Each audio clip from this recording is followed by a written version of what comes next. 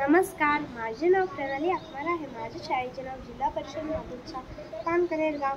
मी इयत्ता 7वी मध्ये शिकत आहे. आज मी तुम्हाला या पुस्तकाविषयी माहिती सांगणार आहे. या पुस्तकाचे नाव आहे ज्ञान आणि विज्ञान. हे पुस्तक भाग 2चं आहे. या पुस्तकात 59 पेजेस आहेत. या पुस्तकात खूप छान छान गोष्टी आहेत, जसं की आपल्याला जर विज्ञानाचे काही प्रयोग पाहायचे असतील, विज्ञानामधील काही जाणून घ्यायचे असतील, तर हे पुस्तक नक्कीच वाचावे. या पुस्तकातील काही गोष्टी मी तुम्हाला सांगणार आहे. या पुस्तकात खूप साऱ्या गोष्टी आहेत, जसं की या पुस्तकात 13 गोष्टी आहेत आणि त्या 13 गोष्टीपैकी काही गोष्टी मी तुम्हाला सांगणार आहे. पहिली गोष्ट म्हणजे सिटी स्कॅन. सिटी स्कॅन हे आपल्यासाठी खूप आवश्यक असते. जसं की आपल्या मेंदूला जर काही मार लागला असेल तर सिटी स्कॅन नक्कीच करावे, कारण तो मार कुठे लागला, आपल्याला कशामुळे लागला, आपल्याला जास्त लागला की कमी लागला, हे सर्व कळते. आणि सिटी स्कॅनमुळे आपल्याला खूप फायदे होऊ शकतात, कारण सिटी स्कॅन केल्यामुळे आपल्या शरीरात काय हालचाल सुरू आहे ती पण कळू शकते. सिटी स्कॅनमुळे खूप लोक गैरसमज करतात, जसं की सिटी स्कॅन कोणत्याही भागाची स्कॅन करू शकते आणि त्यामुळे लोकांचे खूप गैरसमज होतात.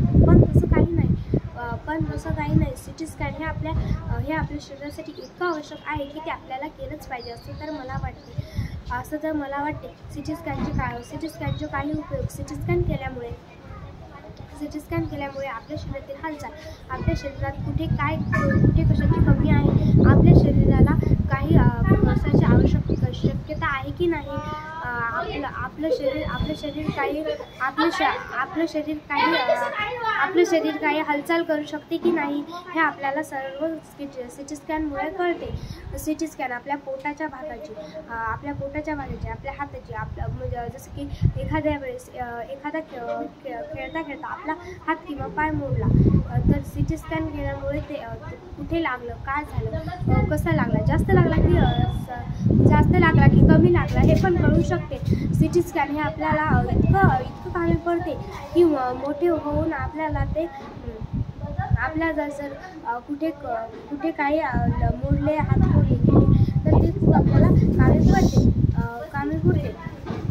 म्हणून मी हे पुस्तक पूर्ण वाचले आहे. आणि आता मी तुम्हाला दुसऱ्या गोष्टीविषयी माहिती सांगते, ती म्हणजे प्रदूषण. आपल्या परिसरात, आपण ज्या परिसरात राहतो, त्या परिसरात मिसळतो, त्या परिसरात आपल्याला प्रदूषण नाही करायला पाहिजे, कारण प्रदूषणामुळे आपल्याला खूप आजाराचा सामना करावा लागतो. कारण प्रदूषणामुळेच आपल्याला खूप आजार होतात, जसं की नाली साफ करणे. आपल्याला प्रदूषण जर नसेल करायचे तर हे सर्व करावे लागेल, जसे की आपलं परिसर स्वच्छ ठेवावं, नाल्या साफ कराव्या, नाल्यात कचरा व सुका कचरा व ओला कचरा कचरापेटीत टाकावा. असे अनेक कामे आपल्याला करावे लागतील. आता मी तुम्हाला रासायनिक व्यसने याबद्दल माहिती सांगणार आहे. रासायनिक व्यसने हे आपल्या शरीरासाठी खूप हानिकारक असतात, जसं की रासायनिक व्यसनामुळे आपल्याला आजार होऊ शकतो. रासायनिक व्यसनामुळे आपण मरू सुद्धा शकतो. धन्यवाद.